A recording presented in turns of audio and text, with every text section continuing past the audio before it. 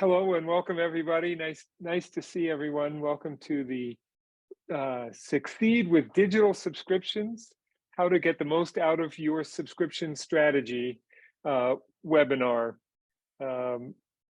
We are delighted to present this webinar jointly presented with Zephr, which is a Zwara company, and Renewed, the open network of specialized subscription membership and event professionals. And this session was partly inspired, or certainly the title was inspired by Zephyr's ebook, Succeed with Digital Subscriptions, which you can download at Zephyr's website. For those who don't know me, I'm Ed Coburn, president of Cabot Wealth Network and one of the co-chairs of Renewed. And today I'm joined by three great panelists. I'll introduce briefly here. Shannan Bowen. Shannan leads an ecosystem building organization that supports the business models of news outlets in North Carolina and was previously a product director for McClatchy, large, well-known organization where she led an implementation of Zephr, and she's also a product and audience strategy consultant. Welcome, Shannan. Mary Eisner is the Chief Operating Officer and co-publisher of RTO Insider. The company publishes 3 B2B subscription news services focusing on small corners of the energy industry, as she describes it, and they are a Zephr customer. And as an aside, Mary is also a member of the Renewed Conference Planning Committee, and she'd like to encourage everyone to come next June. It is a fantastic program that they're putting together, and Mary has been part of, and so I would second that as well, Mary. And last but certainly not least, Kyle Whitworth. Kyle is Senior Customer Success Manager at Zephr, with over a decade's experience across sectors, including publishing. He is currently responsible for working lephr's customers to provide the best experience possible for their clients. Zephr,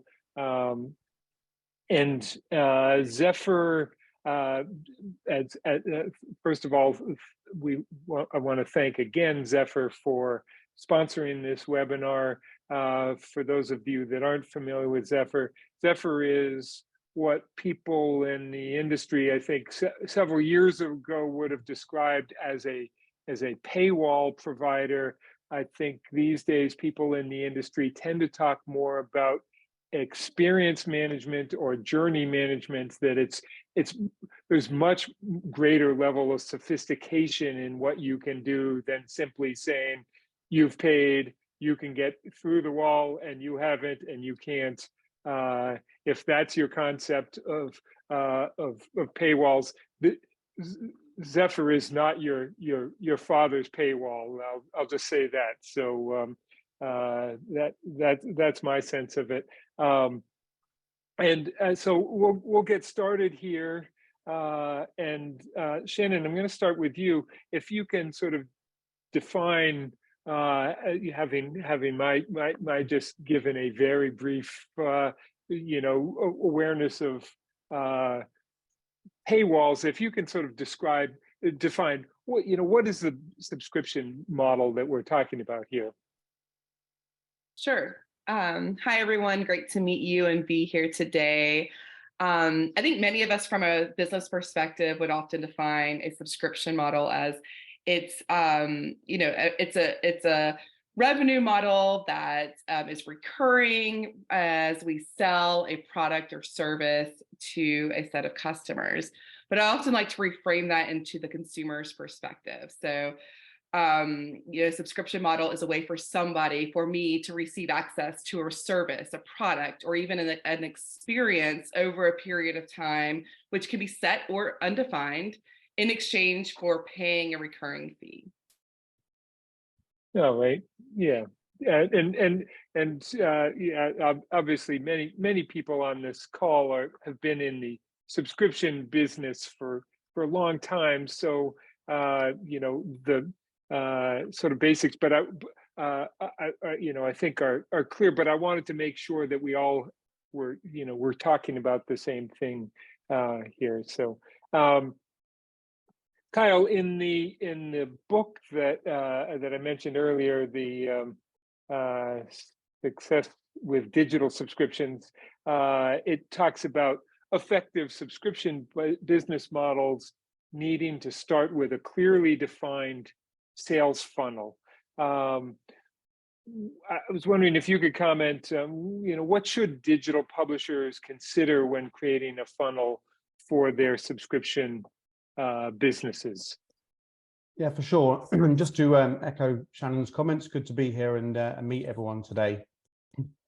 But for me, when you're starting out creating a funnel, it might seem obvious, but the clear first step is to define what your goals are as a business and how those goals are going to be intertwined. Only once you've established a goal can you start thinking about the metrics and some of the tactics that you're going to take into place to achieve those goals. So let's think about some pretty basic ones. I want to launch a subscription model and I want to increase my newsletter penetration, and I want to capture more first-party data to drive higher ad revenues, for example. Those are pretty high-level goals that a lot of publishers are going to have. Now, when we take that back to the top of the funnel, so how are we going to start people on a subscription journey? Well, we might want to consider capturing their data so we can start campaigning to them.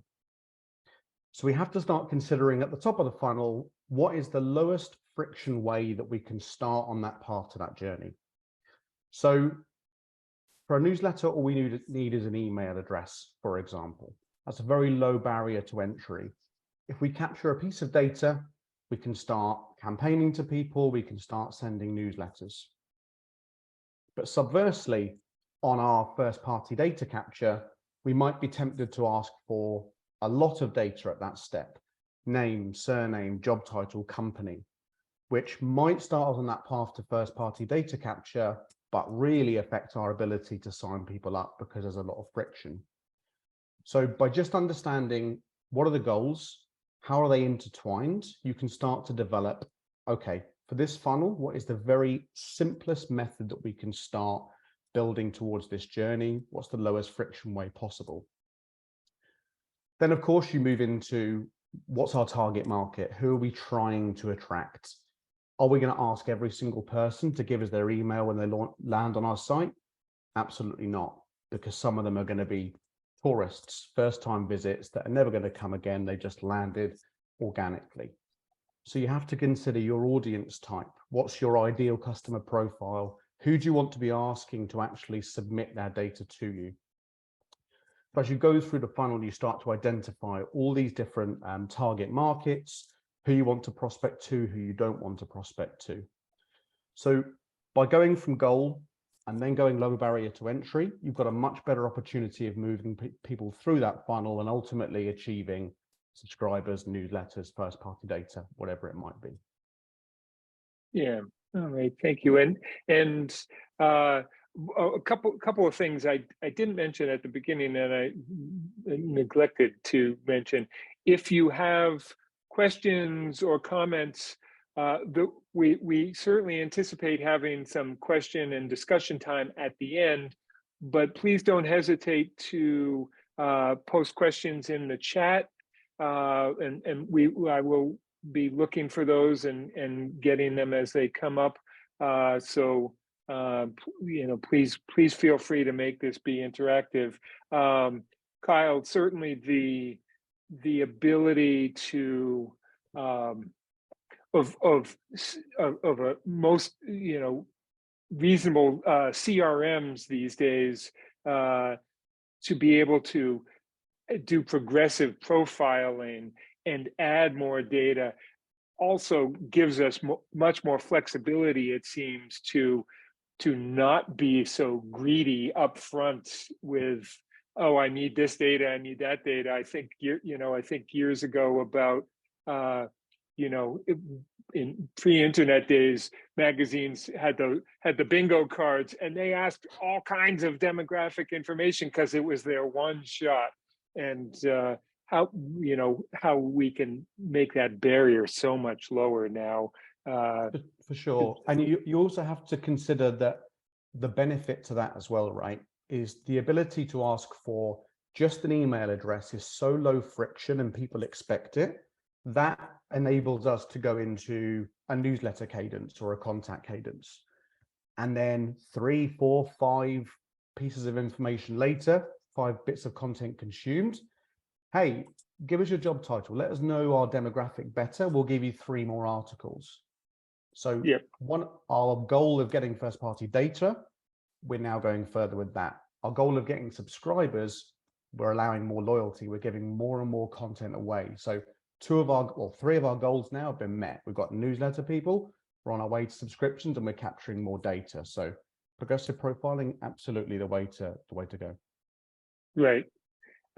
Great. Thanks. Shannan, one of the things, and a number of people on this call who know me know this is a little bit of a pet peeve of mine. You talk to some people in Silicon Valley, and they think they've just discovered the subscription business model, that they invented it sometime in the 10 years ago range. And we've been doing this forever. And it's like, ooh, renewals, aren't they great? We don't have to sell everybody again every time. In this room, we know that's delightful. And so there's a lot of focus on the retention part of the subscription model, as there should be. But I think many of us that have been in this business, that are on this phone, on this call today, we understand the retention is really important, and we get the renewals part. The big challenge for us is getting new people in the door. And so, in your role, what are the sort of tactics you're seeing that are working to attract and convert new subscribers, acquire new subscribers? Well, I'm going to build off a little of what Kyle was saying, because I do a lot of coaching around the audience funnel. People have joked that I should have a tattoo of the audience funnel because I talk about it so much. And I know that everyone on this call is probably very familiar with funnels, so I'm not going to go too deep into this, but I actually think that a lot of what's working for retention is what can work for top of the funnel as well. And I'm not talking about renewals or the sales tactics. I'm mostly talking about engagement and creating a really good experience for both your current subscribers and your prospects as well. And I also think, we have to really think about our tactics at each phase of the funnel. So when I'm doing coaching sessions around funnel development and subscription strategy, I often do an exercise where I ask publishers to go through and not only talk about the data and audience segmentation, but what tactics are they aligning to which part of their funnel and why, and what's really going to move the needle. And I'll say that a couple, you asked specifically about that top of the funnel phase, that getting people in the door, getting them to engage with your brand, your journalism before you convert them. I think obviously it depends on what publisher you are and what audience you're really trying to attract. But I would say, if you're really trying to focus on that top of funnel, getting more people in the door, you need to double down on your SEO strategy. That's what I think is working right now, more so than social media. And it's what you need. You need to get your reach, your name out there before you start to layer in some more engagement strategies with your known audiences, or to get that known audience. So building in newsletter prompts, other push notification offerings. Once you get people in the door, you need to get them to come back, right? So what way can you get them to return to you the next day or the next week? I'll also say, though, that it's not just what can you give them, a newsletter or a push notification. It's also showcasing a great user experience. Audience research has showed that this really matters. There's an analogy that I really like, and I didn't make this up, but it sticks with me. And it's that you need to treat your prospects, your subscribers, with as much respect as you would treat someone that you're dating, right? Or you're wanting to have in a relationship. You know, you want to show them all the ways that you are amazing. You want to invite them over and show them around and have a very clean environment and house. And you also know that you can't immediately ask someone that you just met to go ahead and marry you, right? Like, you can't propose immediately. You have to show them why they should value you.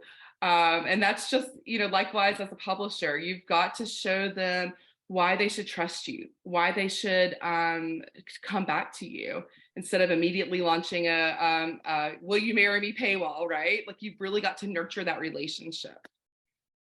Yeah, I always think that the primary purpose of our website and the front end, not the back, not the paywall, not the paid content, but that the website is about capturing email addresses. It's about beginning the relationship. The email is about selling primarily, but we make sales directly on the website, but it's a tiny percentage. That it's really that it's the top of the funnel that's the focus of the website, and the sales really come from an engagement over a longer period of time generally. Thank you. Kyle, you know, I talked at the top about sort of what Zephr does, and sort of, you know, in the idea of intelligent paywalls. I don't think I used the phrase intelligent paywalls, but that, you know, paywalls are not what even 5 years ago they were. I mean, what Zephr is doing and others is much more sophisticated, and enables us to think much more creatively about how to approach subscriptions and all. Could you define what a paywall is these days, and an intelligent paywall, and how give us some examples of how they can be used to drive subscription growth? For sure, yeah. So that's a big question, I know. Yeah, and everyone on this call has seen a paywall in some description, right? Whether it's a publisher, whether it's a streaming platform, whatever it might be. But up until, you know, maybe a couple of years ago, paywalls have been a really static resource. And we think of them as content focused, not user focused. So it doesn't matter whether I'm John Smith or Mary Jones. At some point, whether it's after 3 articles, 5 articles, or wherever it might be, I am going to be presented with a paywall that looks identical, regardless of my behaviors, my desires, where I live, whatever it might be. What an intelligent paywall seeks to do is flip that methodology and say, we're going to put the user first, not the content first, and make that more bespoke, more personalized. It's a data-driven, smart paywall, which is designed to bring our affinity to a prospect, so a potential subscriber, and our product much closer together. So if you ask any publisher, everyone's got a different idea of what an intelligent paywall is. I don't think you're ever going to have 2 people that think of it in the same way. But there are tens, hundreds, maybe even thousands of data points, decisions, ways that you can make an intelligent paywall. And that could start as simple as when a registered user hits a paywall, you present their name at the top of the page. Really, really basic. If you know that they have a particular content preference, so I have a customer, for example, where users that look at sports will see a very specific paywall. The design has got sports accessories all over it, the copy, it will say something like, let us see you through the sports season, whatever it might be. But going further than that, we could start to look at propensity to buy. So how often do they come into the site? How recent was their last visit? When they do come, how much content do they consume? Do they consume during commuter hours only? Do they look at the weekend only? What's the buying personas? And once we know that, it's presenting them with a relevant offer. So rather than saying it's £10 a month or £100 for the year, which one do you want? We can say, we recommend this product offering. And it might be that it is a different pricing model. It could be that we offer different payment methods. So a quarterly payment over an annual payment, for example. So you use all this data that you capture during a metering phase or from a CDP or whatever your tech stack has to make more informed and smarter decisions. Because if I'm going to a paywall and it says £10 a month or £100, you pick, and I get then the next publisher that says, hey, Kyle, we know that you're into sports content. Here's our sports first package. It's £6 a month and you have unlimited sport content and 10 articles a month of all other content. I'm much more likely to spend a smaller amount of money on that than something that's more expensive that gives me a lot of content that I'm not particularly interested in. So it's really making it more user focused and, as I say, more content focused, which is what it's been up to now. Yeah, thank you. The first time I think the first time I remember seeing hearing the phrase intelligent paywall, I was hearing from someone from the New York Times that was talking about research they had been doing about how if someone's coming from a link from social media, they needed more content. So their paywall, they got access to more content than someone coming from other things who might hit a paywall at before the first article or after the first article or that sort of thing. So I was going to comment on that, and then I see a comment in the chat from Greg Crable talking about using AI in determining where the paywall should be for individuals. Is that something you have experience with? Is that, I don't know if Zephr is using AI currently or considering that, but would you comment on that as well? Yeah, and there's a number of things to consider when you talk about how much content to give away, for example. So you have to think about the point of entry. If we're using social media is a great example, especially Twitter right now. I could read through Twitter and see, I don't know, maybe 100 articles in my session. And I will click on whatever headline grabs me. Now, I've got no affinity to that publisher. I've just seen a headline on a third-party platform. I go to the website. I don't even know which website I'm on. I'm just reading the content. So those users, are we going to meter them straight away or show them a paywall? No, absolutely not. So we would go slightly different. We would prompt them to read more content, for example. So we would say, looks like you're interested in sports. Click here for our exclusive on XYZ, looking to increase the session time, the number of pages consumed. So AI, absolutely, machine learning and AI is going to be huge in publishing, but you also have to think sometimes just purely on user behavior. If I come from a third-party application to read a salacious article on the New York Post, I need to then be matured. I need to then read other content before we think about, paywalling or whatever it might be to that user. Yeah, right. You get a lot of people that will say, let's just use a meter of 5 articles. You need to go back and look at, your analytics, average session length, average page views. If your average page views is 1.5 and your meter's 10 and people only visit twice a month, they're never going to hit the meter. So use the data, use the analytics. That's where the intelligence of a paywall really comes to life.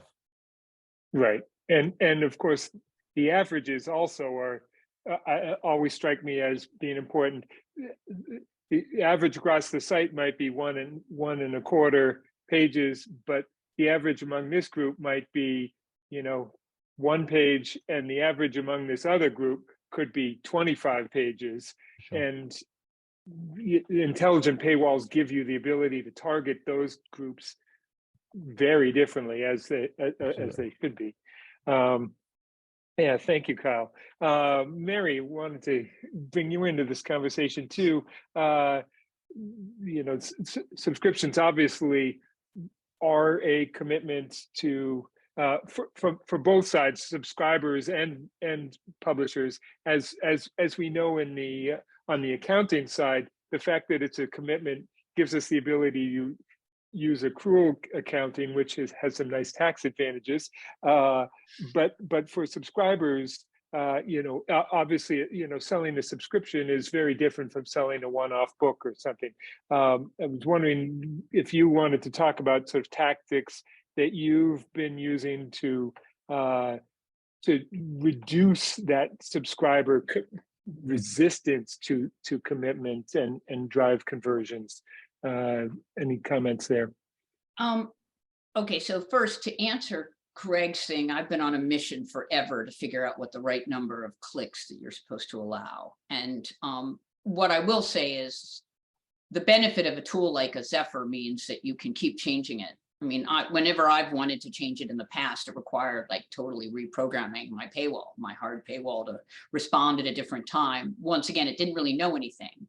But what I would say is that, and this is something that Kyle sort of implied, if you have an intelligent paywall, what you can do is use whatever critical data you need, collect it, and then you can move people differently.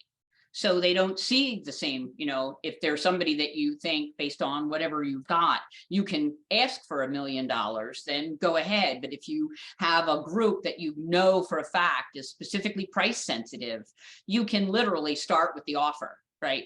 I know this person is really looking for a deal. And if I express first, here's the deal you can have, here's how much we can help you save, that tends to reduce the, you know, I'm only going to talk to you if you'll give me a deal, if that's the kind of thing it is. It's that ability to, assuming you first learn what those trigger points are, because if not, you're just as stupid as you were before. So the tool is irrelevant. But assuming you have that, then you can ease people in based on what you've seen working for other groups of accounts. And then they don't, you know, it's less about here's all my pricing, here's a Chinese menu, pick what you want, and more really coax them in. We think this works for you. We think this pricing makes sense given who you are. And you can literally tailor them in. You can also deliver products that meet their needs easier because your experience goes both ways, right? I mean, if you're that right person, or if you're a user, or if you're a subscriber, and you can say, okay, well, you're a subscriber to X, you should be looking at Y and Z too. You can steer them over to grow them and increase their familiarity with what your content is.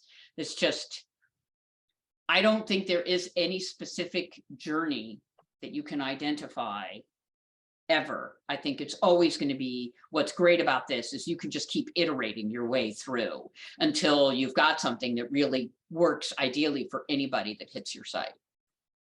That's what's cool. Yeah, that it's as you're talking, it's reminding me of some sort of early unintelligent paywalls of, like, you know, manufacturers distributing coupons, and you know, so much of the data on that, or the data used to find that so many of those were just used by existing customers to get a discount. No gain there on those people, only loss. So you were trying to guess at how much loss you were giving up. Whereas I think about, I mean, yeah, as you were talking, Mary, it made just a light went off in my head. We've got people that have been on our email list for years. We don't need to introduce them to us. We need something that pushes them over that last hump. Right, pulls them over the hump. And that's really different from someone that's just joined my email list 2 days ago and is kind of figuring out what cool stuff do you have for me here. They don't necessarily need a bargain. They need to be wowed with experience. These other people have the experience. They just need that's where a coupon could come in very effective, where it's just wasted giving away free money to Right. other people. So it's, yeah, that sort of thing. I do is want to really, add one thing for people who are asking. If you have a hard paywall now that goes up after 2 clicks or whatever, you can use Zephr at start to recreate what you have so that you can then learn. It's not like you have to go in having already really done a deep dive on how you'd like to play, because that's certainly the way I'm looking at it. I've had a hard paywall that goes up the second you appear on my site. You can read descriptions of what I got, but that's it.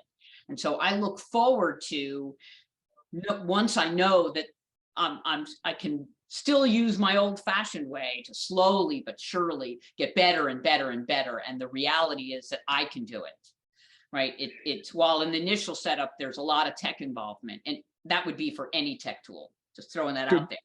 You get to a point where you can go in and say, well, if this is happening, well, then let me go try. Let's, do an A/B test and see what happens if I ask just a little bit less. What do I lose? Yeah. What's the price? So it's. That's a great point, Mary. Thanks for adding that. That you can start with an intelligent paywall can pretend to be dumb while Right. you're learning enough to become intelligent. Right. So yeah, good point. Kyle, I wanted to come back to you. Converting readers into loyal subscribers obviously takes a lot of work, and churn is an issue. And I think I had seen some research that Zephr had done that found that 87%, let me make sure I'm getting this correctly, 87% of publishers' subscription revenue is impacted by churn, and over a third expect that to increase in the next 6 months, that customers leaving us. We're wondering if you can talk about tactics digital publishers can use to reduce that churn and hold on these subscribers better. Yeah, for sure. I think the biggest thing that publishers can do, first of all, is change the mindset around when churn prevention truly begins. And this is a really difficult concept for a lot of people, but the churn prevention starts the very minute that someone has bought a subscription. If we think about churn, right, when you decide to cancel anything that you pay for, you are always considering, what is the value I get from this product versus what I spend, right? How many times have you gone through Netflix and gone, there's nothing to watch. Do I really need this? I might get rid of it. Then you spot something and you go, actually, I'm going to watch that, and you stay, right? So the value you get is higher than the cost that you have. So a lot of publishers will say, yeah, we've got a churn tactic. When someone presses cancel, we pop up a message that says, no, don't do that. We'll give you money off. That's not a churn strategy. There's 3 real steps to a churn strategy. You have onboarding, you have engagement, and then you have your true prevention, right? So I don't want to piggyback the dating analogy, but when you're dating someone, you go for dinner and you buy them flowers and you wear a nice shirt and whatever else. And then 6 months later, you buy a ready meal and you're in your joggers and whatever else, right? So we onboard customers. So that could be a letter from the editor via email. It could be a true onboarding cadence that says, thanks for being a subscriber. Here are all the features that you get with this subscription. 5 days later, if we know they haven't looked at certain areas of the site, we remind them that these features are available. We invite them to events. We invite them to webinars. That initial purchase phase, we have to welcome them and bring them into that subscription. Then we engage them. So we don't want to just talk to them for 3 months, bring them in, make sure they feel loved, and then leave them for the next 6 months. But again, we don't want to email them every day, right? So that could be specific subscriber newsletters. It could be events and webinars. It could be some merchandise, like everyone loves a tote bag. It could be some merch or whatever it might be. If we've got their, we might ask for their birthday and give them some offer on their birthday, whatever it might be. A regular touch point that if they are not consuming much content, we keep them top of our memory, top of our mind. And then we go into the true churn prevention strategy. So regardless of what we've tried, our content's great, we talk to them all the time and they consume data, but for some reason they're going to leave, be it budget, be it whatever. The churn prevention has to be a multi-step strategy as well. You should never have a subscriber clicks cancel and you say, sorry to see you go, but bye. It should never happen, right? So you could have the first step, sorry, you're thinking about leaving us. Here are all the great features you're going to miss out on. Two options, continue or go back. Actually, I love those features. I'm not going to cancel. They continue. Okay, step two, we'll try something else. What about going to a different subscription plan? Maybe it's lower price, maybe it's monthly rather than paying a full annual subscription all at once. Continue or go back. And then finally, then it might be the last gun goes, it's pricing. We offer them 6 months for $5 or whatever it might be. But you have 3 really clear steps where we're outlining the benefit, offering them an opportunity to move to something that aligns value-wise more with what they're expecting to pay. And then very finally, we do our last shot and we say, okay, how about a silly price for the next 6 months? So by having that mindset change and thinking from the day they pay, we should be thinking about keeping them, engaging them and stopping them from churning. We've got a much better opportunity of 6, 7, 8 months into a subscription. A user is habitually using the content and hasn't made a decision that they're going to churn, rather than 3 months in, I bought this on a bit of a whim. I wanted to read that article, but I see that $3 a month going out. I don't really need to do that. And I've got a million other subscriptions. This is the one I'll just cancel. Yeah. All right. Thank you. Yeah, that's I like the idea that there are different levels of escalation on managing churn, and that, as you say, the best time to do it is before they start getting the idea that maybe they shouldn't, that maybe they should churn. Shannan,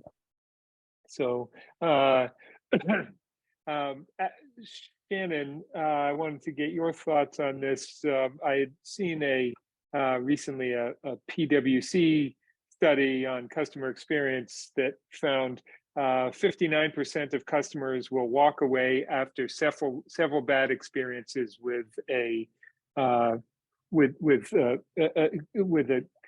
commercial experiences, and that 17% will walk away after just one bad experience. Having just done a website migration myself, and with the goal of an improved experience, but the migration always means potential for problems.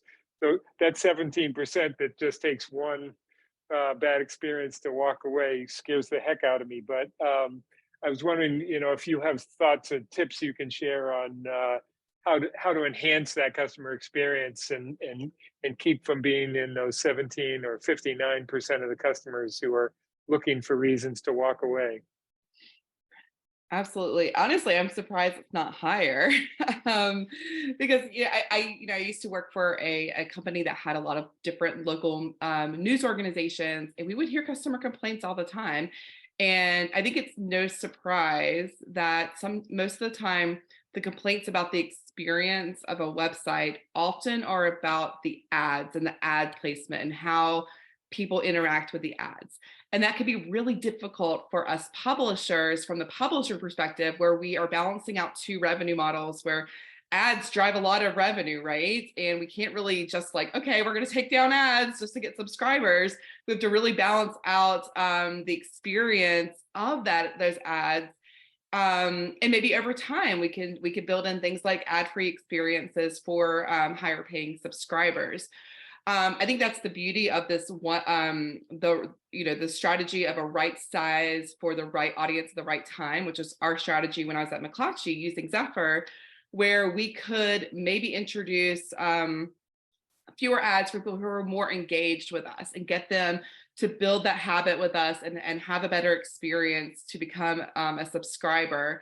But also my advice to publishers who are trying to figure out what they could do to improve their user experience, especially when it comes to ad placement and overlays and pop-ups and autoplays, is to test, test changing or disabling a feature to see if that helps you gain more subscribers and prevent the loss at the top of the funnel.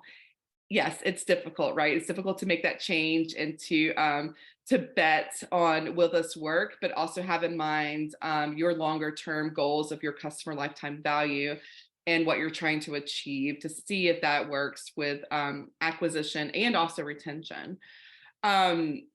I also say, being relevant. We talk a lot about personalization, and personalization can mean a lot of things. So I like to say, I like to use relevance when I'm talking about personalization for publishers.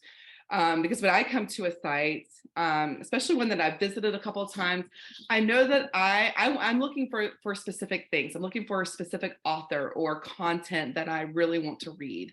And that's where, I want to see a site that's surfacing that to me in a way that I don't have to go and hunt for it. Social media are no longer the main drivers of content. I think this, we now as publishers have to build direct relationships with our audiences. And one way we can do that is by being more relevant to them, showing them more from the authors that they want to receive content from, showing them maybe like promoting newsletters that they haven't signed up for yet, but that they may want to read based on their reader behavior or other key characteristics that about them. You can do all of that with Zephr. Not promoting that, not here to promote Zephr, but this is a strategy that I think is working for publishers and is improving the experience of the product that we're trying to sell. I think you're on mute, Ed. Yes, I am. Thank you. Thank you. For some reason, the city has decided to park a leaf truck outside my door, so I wasn't outside my window, so I wasn't sure if I didn't want to pick up that background noise. I know, your experience at McClatchy was obviously, as you mentioned, sort of dealing with a lot of newspaper kinds of businesses, but I would say I've always been in this sort of subscription side of the business of publishing, not in advertising based, but I still always think of our website is and our emails are absolutely advertising based, and so that they're advertising our own products. It's about building relationship, but it's just not a third party, it's us. And so I just want, for people who might have heard what you were saying and are thinking, oh, we don't have advertising, that's not an issue. Do you never have subscribers who say, oh my God, enough already with your promotional emails? You've got pop-ups that are jumping up trying to get me to buy this or attend this webinar or go to that conference. It's advertising one way or the other. And I think, finding a way to have that advertising be successful without unduly burdening or compromising the user experience is important for all of us. And so I just wanted to explicitly tie that in. Absolutely. Even with our own promotional marketing materials, we want to be smart about it. So you want to study, how often has somebody seen this? Let's say it's a banner or an overlay for even for promoting a subscription, how often has somebody seen that? You can measure that and measure, maybe they're really just getting tired of seeing that and it's not really working to convert them. Also, you would be maybe surprised how many times, for a site that I'm already subscribed to, I'll go to the site and I'll see a subscription promotion. And I'm like, don't you recognize me? I'm a subscriber, and that's just one easy way to show that you value somebody is to really just, make sure that you're being smart about who you're promoting for, who you're promoting what to. It goes back to just having that right experience through all things for the right person at the right time.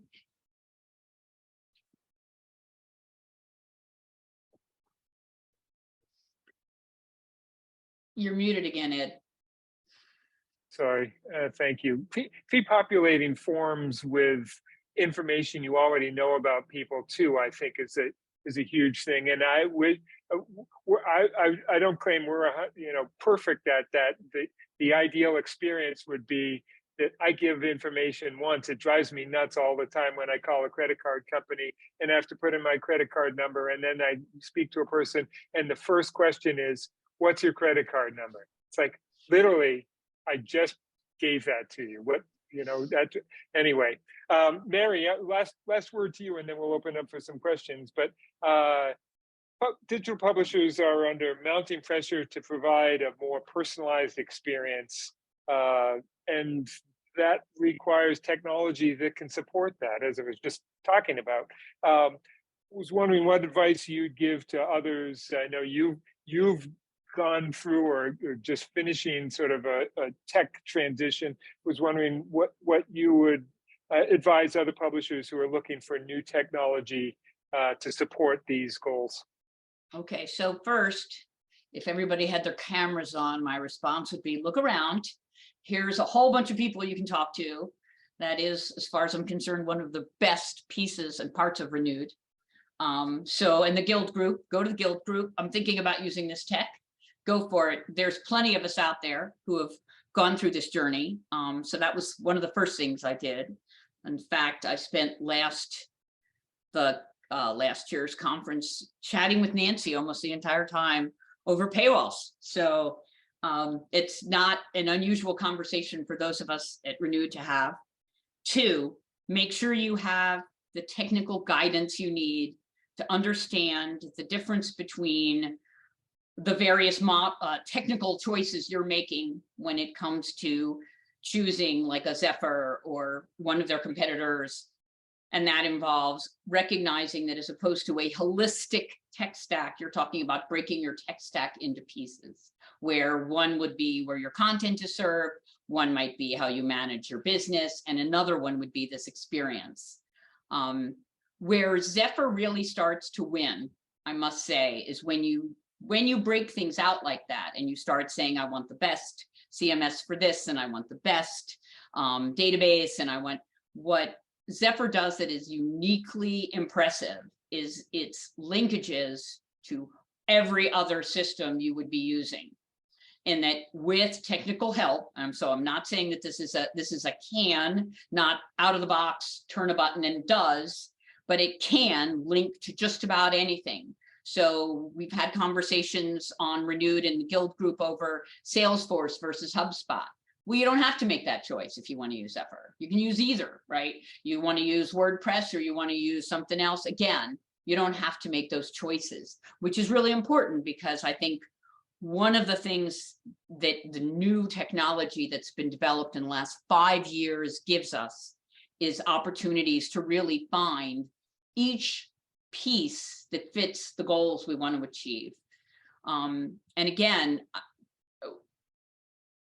one of the things that they said that I think is really true is start by thinking about what you're doing and what you want to be doing so that when you're asking questions of the vendors, their references, and the people in Renewed, your questions are actually pertinent, because just because something can do it doesn't mean you need to do it. I don't need to worry about consumers. Booyah.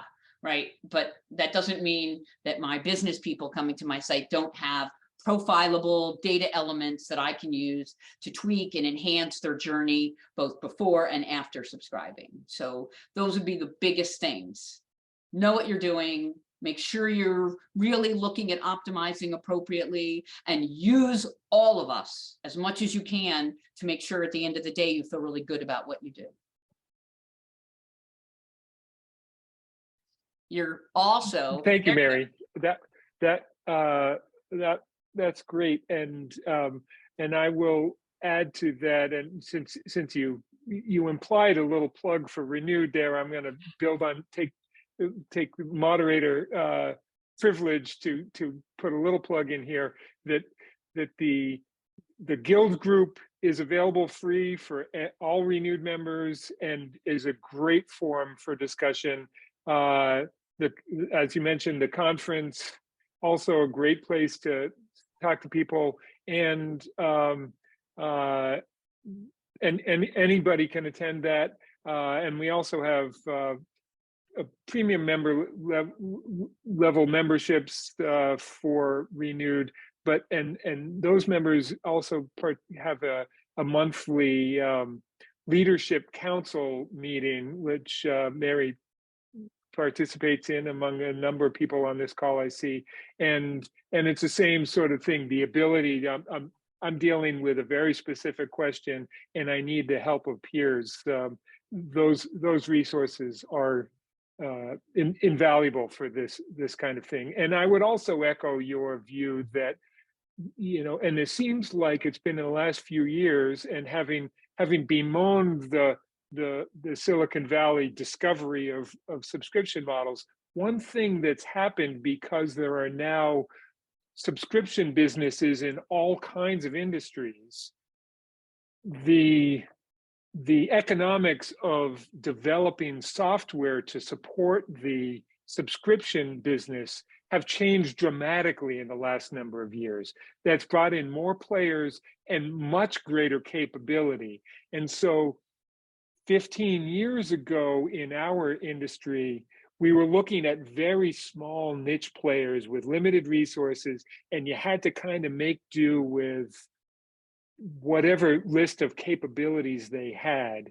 And now there are best-in-class providers that the gap between what a best-in-class provider can do if they serve this thing, and you get this best-in-class provider and this best-in-class provider and this one, and you stitch them together, your functionality is so much greater than in most cases than going with the all-in-one provider that's, you know, does everything or almost everything, but doesn't have this functionality or that functionality. They've got a static paywall function, that's it, or, you know, whatever. So you know, if you're working with technology that's certainly, you know, 10 years old, but even doesn't even need to be that old, I would encourage people to take a look at what they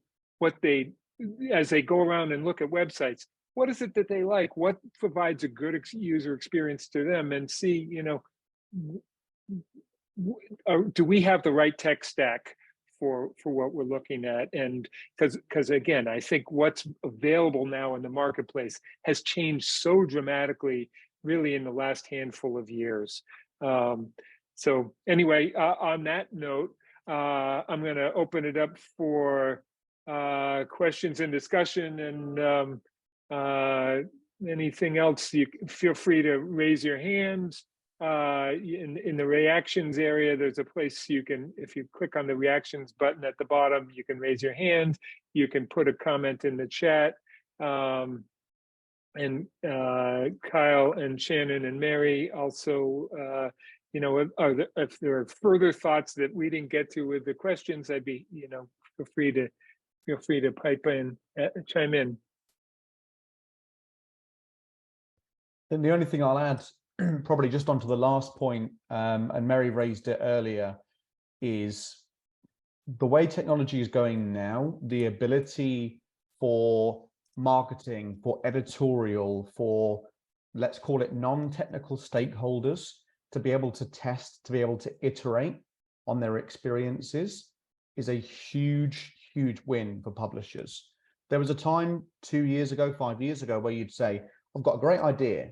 Why don't we have a dismissible registration wall? And somebody would say, absolutely, give me 6 months and we'll have it on the website.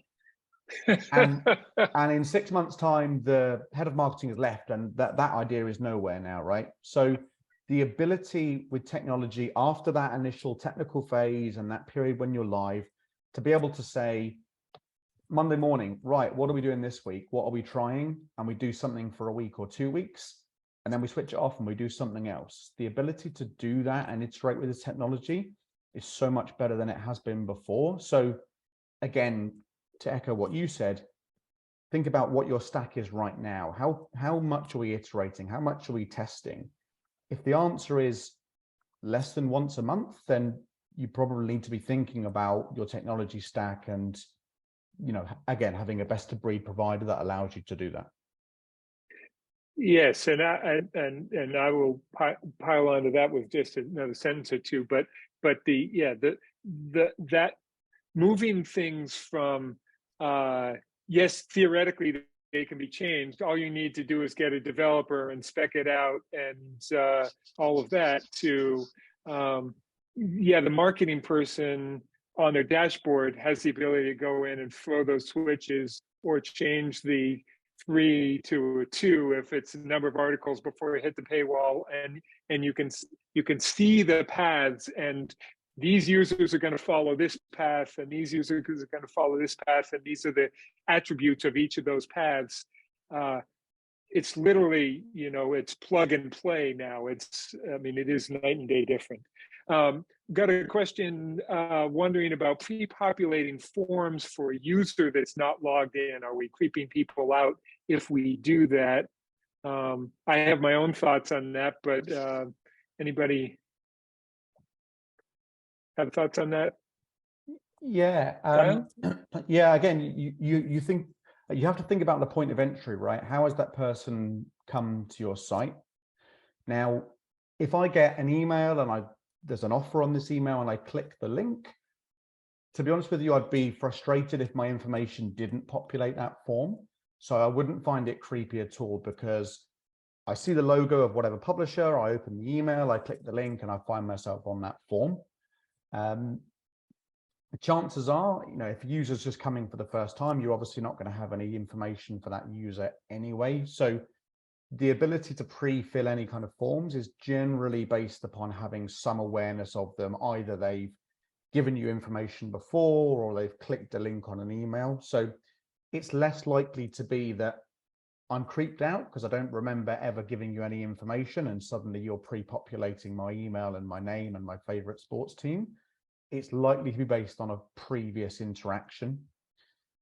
So I would say creepy, yes, if you find a way to do that without them being given the data. But to be honest, most people now are so used to having those, you know, being tracked, cookies, whatever else.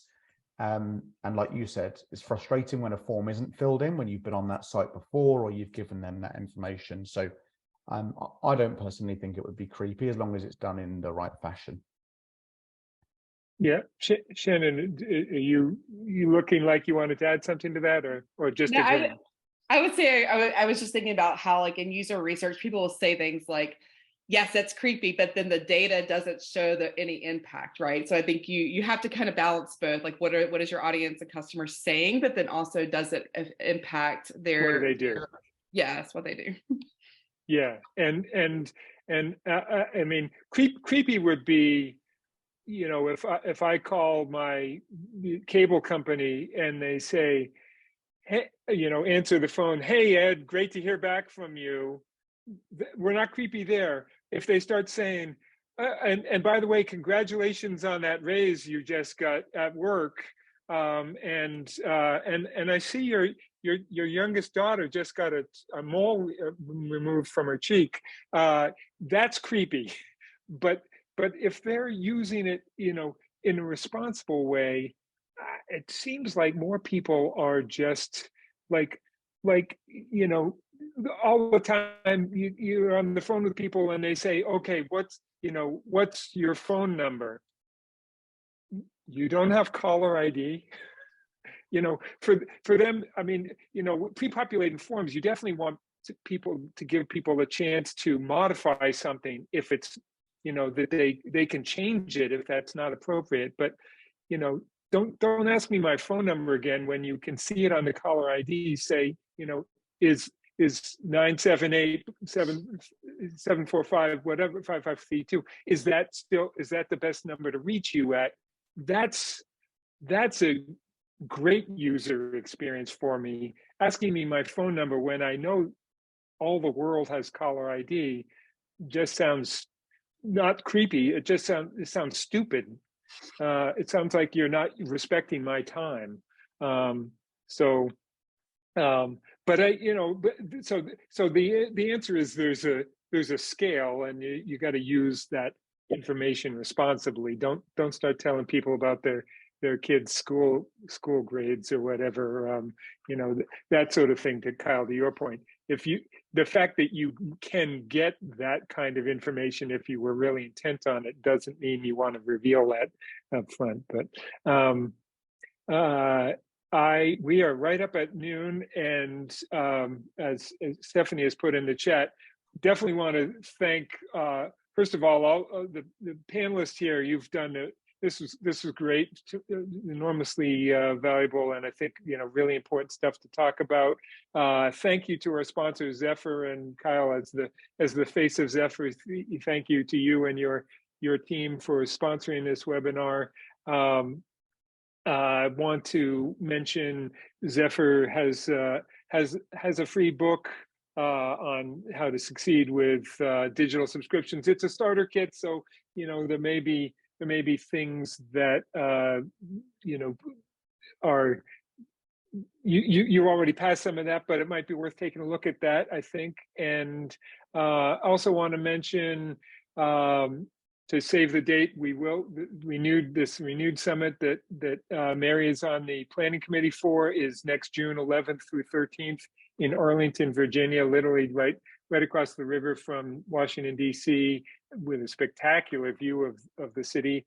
And I think that's everything I need to do. Thank you again, Mary and Shannon and Kyle. It was a pleasure working with you and hearing your information here. Thank you, Ed. All right. My pleasure. And thank you, everybody. We'll see you next time.